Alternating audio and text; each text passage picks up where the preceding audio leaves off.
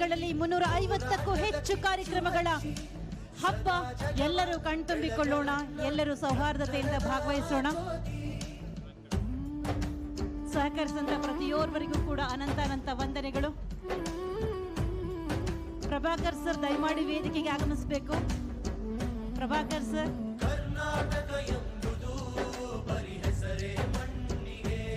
ಎಲ್ಲರನ್ನು ಒಳಗೊಳ್ಳುವಂತಹ ವಿಶೇಷವಾದಂತಹ ಹಬ್ಬ ಇದಾಗಿದೆ. ಬೆಂಗಳೂರು ಹಬ್ಬ 2026.